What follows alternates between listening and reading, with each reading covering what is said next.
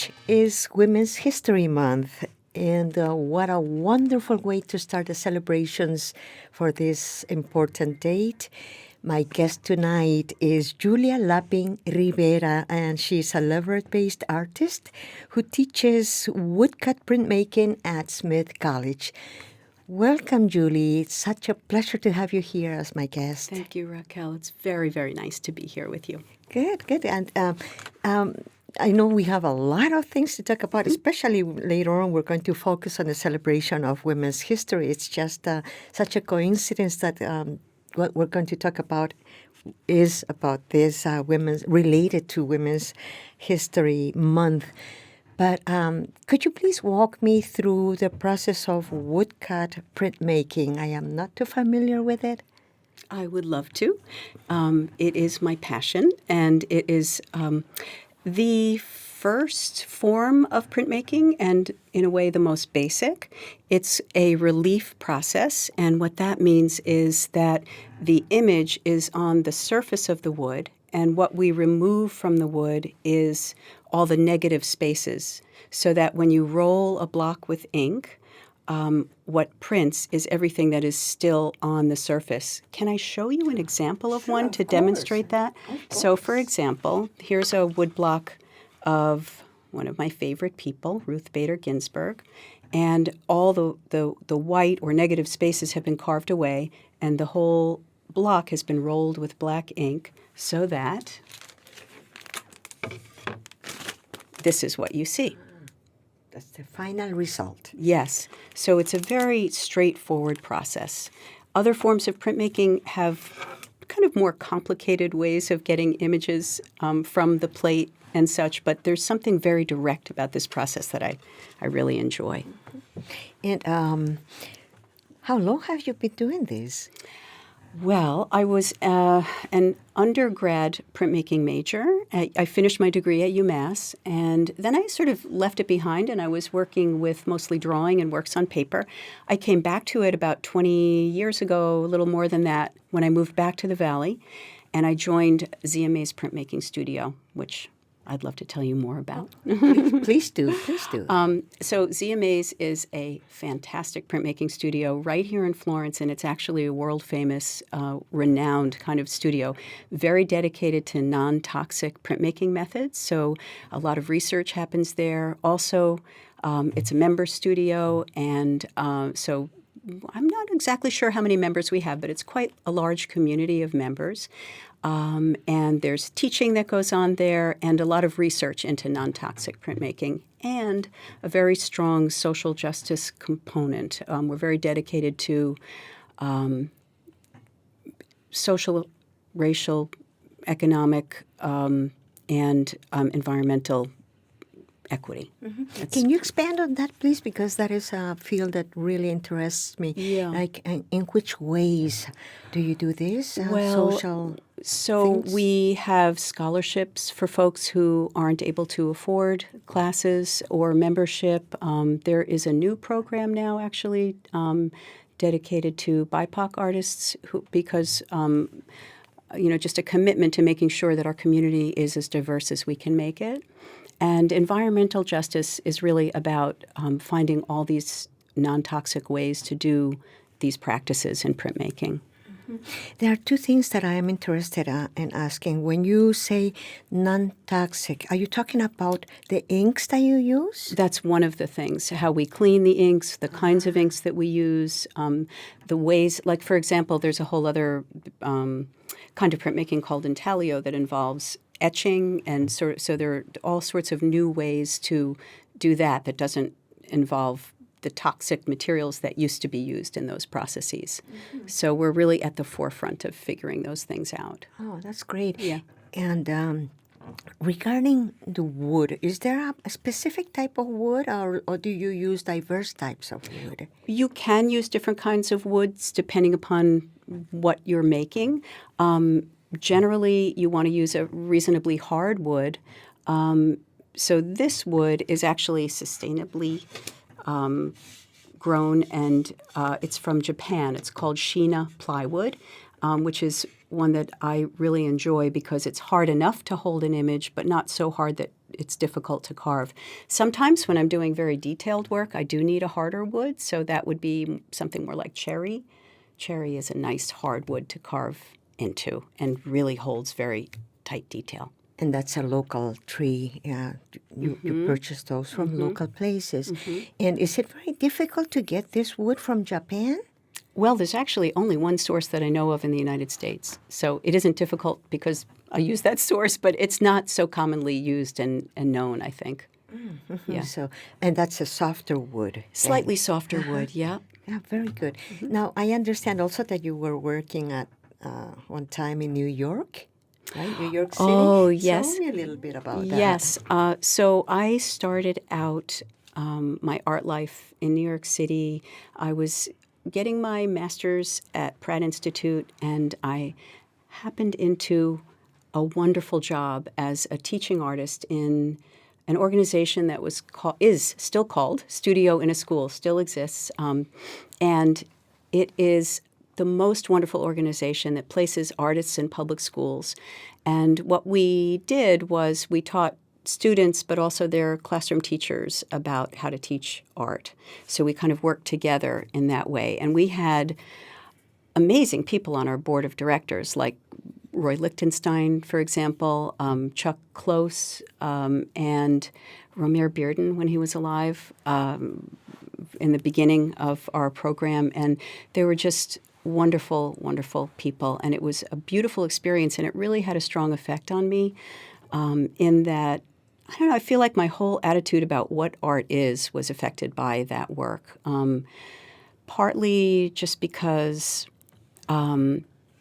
kids have such a direct and honest way of making art, and there's something about that directness that appeals to me so much, and I feel affected how I started to develop my imagery. I was really inspired by that, and I just feel so much joy in sharing the ability to access one's creativity. And that doesn't mean that everybody has to become an artist, but sharing this kind of zone of how to be in the world, I just, it turns me on so much. And I think that art can be a very private activity, and I love the social component of bringing it out into the world. So that's another piece of it that really started to matter to me a lot. So you get both parts, the private and the social effects of your art. Now, I imagine that when you are carving the wood, for me at least, it seems that it must be like a peaceful process, or is it a hard work? No. It's so meditative. And this is one of the things that I just love about this process is it's so calm and meditative. My favorite thing in the world is to have an 8-9 hour day in my studio listening to a great book, carving my block, or a good podcast, La Tertulia. That would be good. Yeah, good music, and there's nothing that feels better to me than that. And when I teach this process, I find that's what students really respond to, too. There's something so meditative about it. And it seems maybe a little intimidating at first because it's not the most forgiving process. It's a little bit difficult to correct things, so you kind of want to know where you're going. But everybody kind of is like, oh my gosh, this is just so wonderful and meditative and calm. So there's something in that I just love. It's like a zen, very right? zen. In printmaking, woodcut printmaking. Oh, is it ever? That's great. That's great to know. So then after being in New York, you came here to the Valley. Mm-hmm. And so in New York, you were not doing printmaking yet, or were you? I wasn't so much, just a little bit, kind of on a minimal basis to create materials for collages. But when I came back here, I took one woodcut class, and it was as if a bug bit me, and it started to be more and more and more until now this is basically what I'm doing. I combine this with collage, and I do other work than this particular work that I'm sharing with you tonight, and that can be a little bit more experimental, but this is what I do. And I find, I have often been tempted to get into other kinds of printmaking, and I just keep myself here because you can go so deep. If you just stay with one thing, you can go so deep with it. And that's what I feel has been happening. I just keep learning more and more. I'm always curious. That's the wonderful thing about being in the arts and having the opportunity to just go deeper and deeper and always have that sense of curiosity. What's going to happen today in my studio? It's great. And with students too, it's the same thing. You just don't know what's going to happen, and it's very exciting. That sounds wonderful. I am looking at this print, one that is a blue print. Is this from a different kind of process? So what I brought today to show you were kind of 3 different examples of ways to make a print, a woodcut print. Mm-hmm. So this first one, this block, this is just a very straightforward one-color print. Easiest thing in the world to print. This one is a little bit more complicated. It's called a color reduction print. And the way that this works is you have to have a pretty clear idea of where you're going with this, and you begin by carving away everything that's going to be the color of the paper, white or the color of the paper, and you print with your lightest color, and then you carve away everything that is going to remain that color, and then you lay another color layer over it. And you keep doing that until by the end, you don't have a whole lot left on your block. It's called a color reduction block because you're reducing the block until there's not a whole lot left. Very good. So, so is that a more laborious technique? Yes. Yes, it is, of course. It is. And it's also called the kamikaze version of printmaking because you can't go backwards.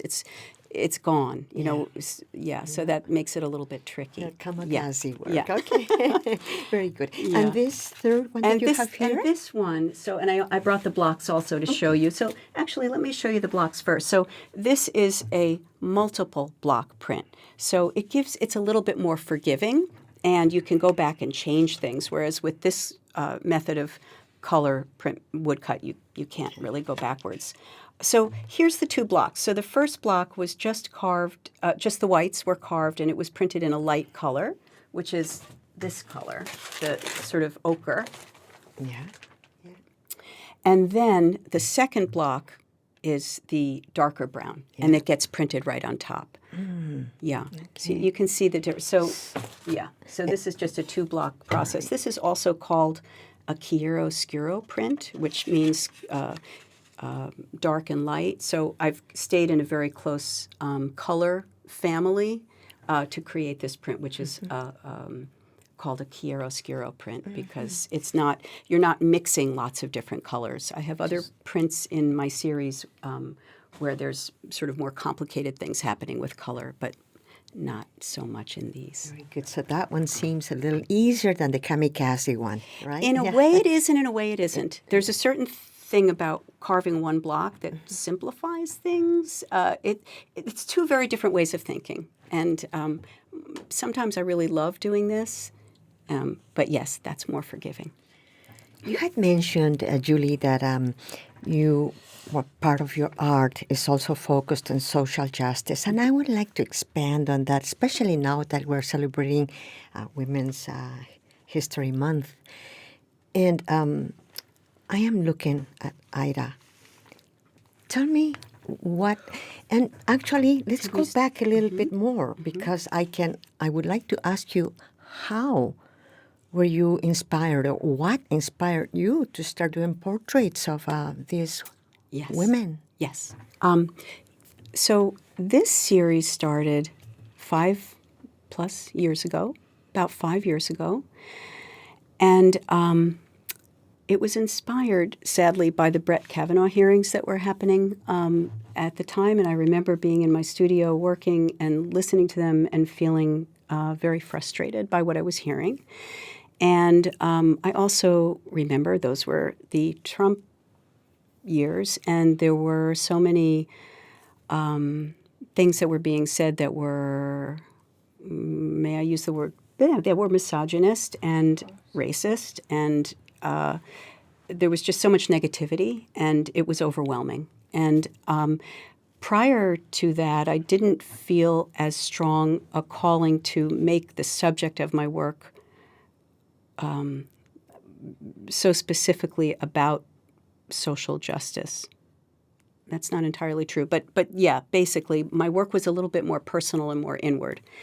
And I just felt like I had to do something. I just couldn't keep working and not kind of deal with the feelings that were arising about what was happening. And simultaneous to that, I remembered that I was reading in the New York Times this incredible series of articles called Overlooked. And it was coming out of the obituary section of the New York Times. And what they were doing was publishing articles. It started out being women, and in fact, it started during Women's History Month. That it began in March of 2018, where they were writing articles about people who had died who had never gotten obituaries, who should have. Ida B. Wells being the very first one of those people. I think she was the very first one in the series. And they're amazing. And the articles continue to come out, and they're just fascinating. And the writers are fantastic, and they get deep into the stories of each of these people. And I thought, oh my gosh, I'm gonna use that as my jumping off point. And I started making these portraits, and I've just continued to do it. So I've been doing it on and off for 5 years. I've been doing other work intermittently also while doing this. But yeah, so I've created about 25 of these portraits at this point and still going. Very good. Yeah. Why don't we focus on a couple of them? I would love to hear your ideas and what inspired you to do this particular woman. For example, Ida B. Wells. Ida B. Wells. Oh my gosh, she was such a hero. Well, I can just tell you a little bit about her life. She was born in 1862, born into slavery. When she was 16 years old, her parents and one of her siblings died, and she became the person who took care of her entire family at the age of 16, went on to get an education. She started out as a teacher, and then she became a journalist. And she is, I mean, anyone who's a journalist knows about Ida B. Wells because she was a innovative and incredible journalist. And a lot of her practices are still being used today. And the other thing that was a really big deal in her career was she actually witnessed the lynching of a family member and took on the cause of lynching and kind of changing that whole trope, how that was viewed, and dedicated her life to that. And she also was actually one of the originators of the NAACP.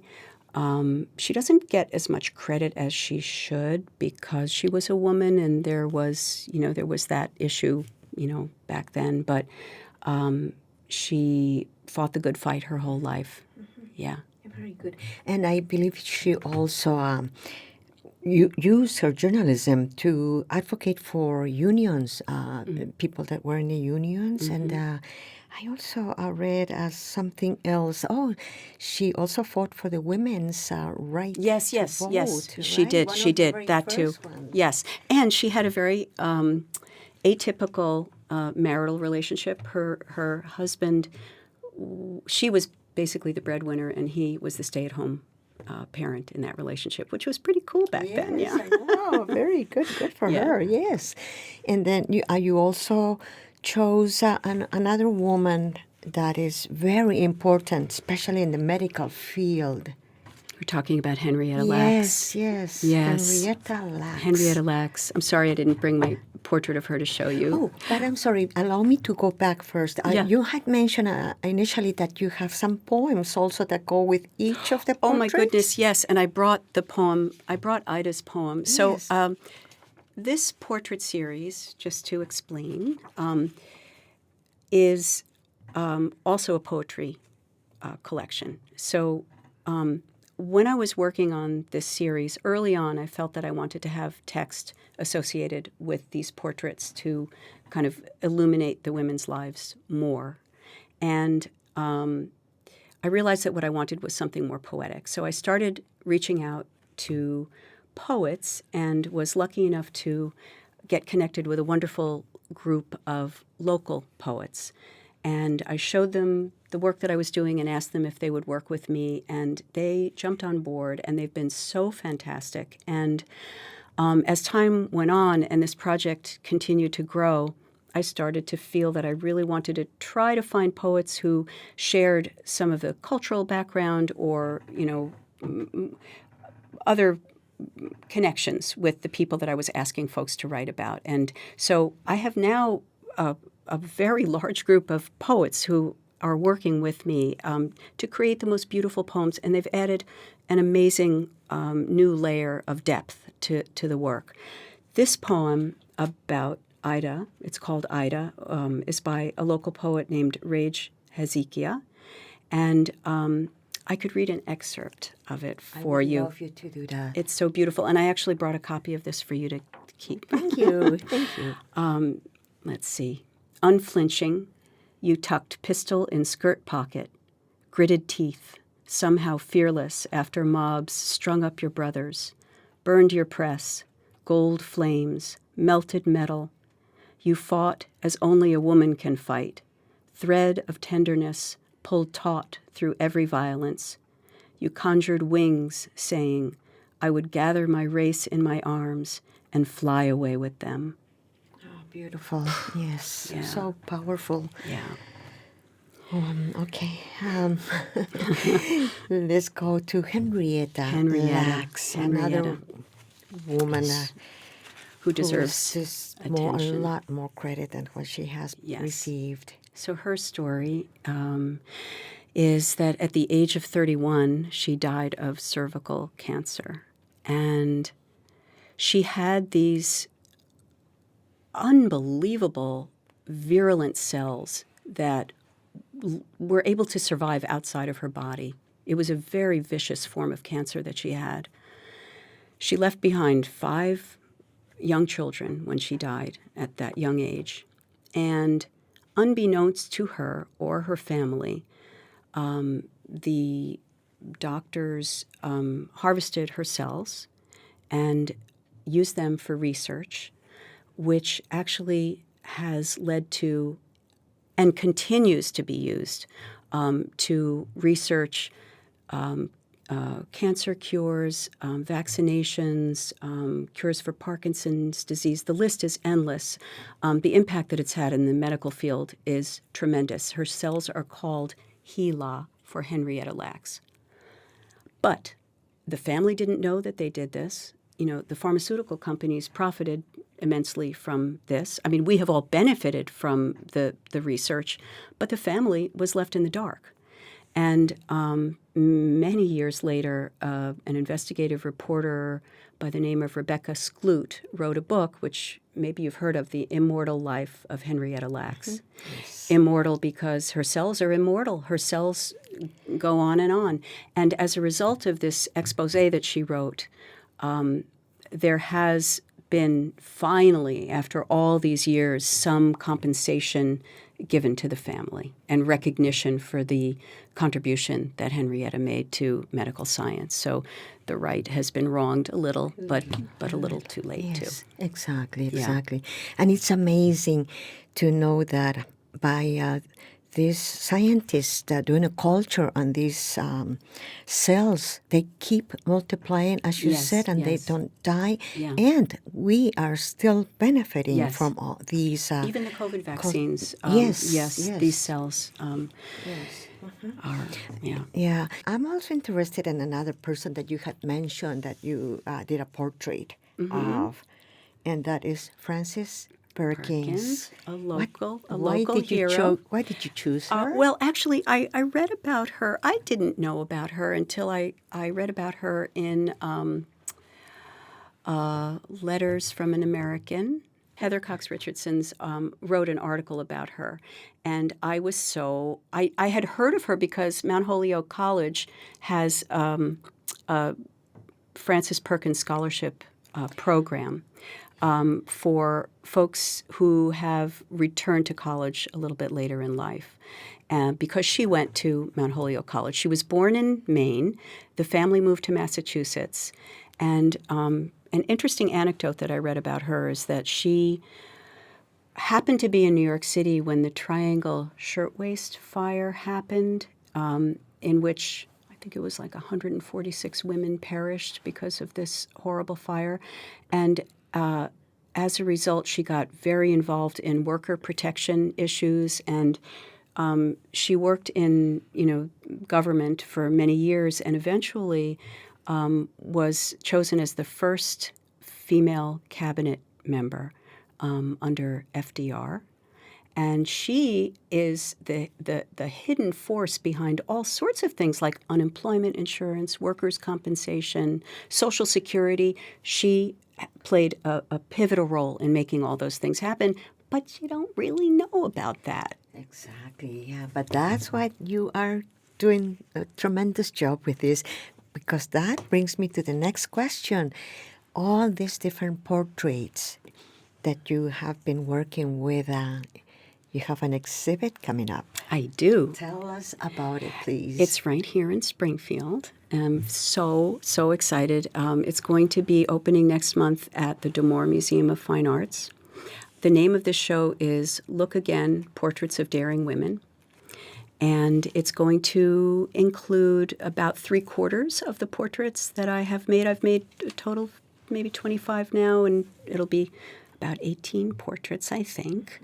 I'm so excited for them to be together like that. I've shown these works individually and in small groups. And in fact, the first time that I tried to show this work, I say tried, it was just before the pandemic happened, and literally days before. We were celebrating Women's History Month with the show, and then boom, the pandemic hit. So it was up for about 3 days at Zea Mays Sanford Gallery, and then it got shut down. So now it's going to be shown at the D'Amour Museum of Fine Arts. And another thing that I'm very excited about, besides the fact that it's going to be available for people to see locally, I'm very excited about that, is that the poets are going to record their poems in their own voices, and you'll be able to hear them reading the poems as you're looking at the work. And I think that's just going to be so fantastic. I'm very excited about it's that. going to be.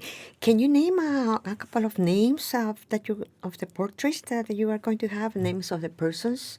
Of some of the people who the I've people that you're going portrayed? to portray, yes. I know you're going Yes, to have...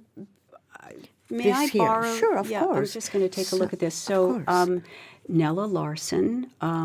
She will be there. She will be there. Shall I just name names? Yes, I think so. Okay, so Nella Larson, Henrietta Lacks, Madhubala, an Indian actress. Let's see, Frances Perkins will be there. Elena Piscopia, who probably very few people have heard of. She was the first woman to earn a college degree. She's Venetian. This was in the 1600s, yeah. Sylvia Plath, who people have heard of, I'm sure. Lottie Reiniger, another person maybe people haven't heard of. Many people. It's sort of a mixture. When I started doing this work, I was really aiming for people that were way under the radar. Yes. And as time has gone on, I've added some people who I just felt I really needed to include. Like when Ruth Bader Ginsburg died, I knew that everybody knew who she was, but she had to be in the series. Let's see, who else? Ida will be in there. May I see that other list there? Yes. Etel Adnan, a Lebanese-American poet, artist, and essayist who I was not aware of. Yeah, some of these people are actually from the Overlooked series, and some are not. I've looked beyond that as well. Mixed, yeah. Let's see. Bessie Coleman, first African-American aviator. Yeah, she'll be in the series. Roberta Cowell, which is this portrait. First British trans woman to receive gender-affirming surgery in England. Really? Really interesting, yeah. Caroline Dorman, who is a naturalist, Jovita Idar, a Mexican-American journalist and activist and suffragist. And Qi Jin, a Chinese revolutionary feminist and poet. I think that might be the list. Good. You have a really good representation of there are people who are missing. Yeah. I feel like I'm really trying to do a very international, representation. I'm very, very conscious of that, and yes, this still working on it. Really good. It sounds really interesting. And on what days did you mention the dates when this exhibit the exhibition? will be? Yes. The exhibition is opening April 27th.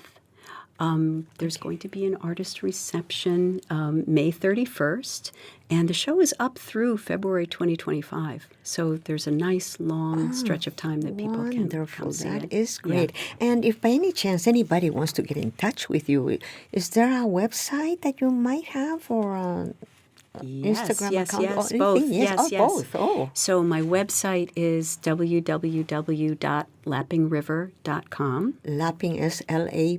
P-P-I-N-G, lappingriver.com. And my Instagram is Julie Lapping River Art. Very good. River is for the Rivera. Yes. But you see, Lapping and River, so my maiden name is Lapping. Yes. Yeah, water. Yeah. Oh, nice. So good. Nice connect. It has been such a pleasure to speak with you, Julie. Thank you so much for the beautiful work. Thank you so much for inviting me. I'm so happy to share this with you and so happy to meet you in person, too. Thank you. Same here. Thank you so much.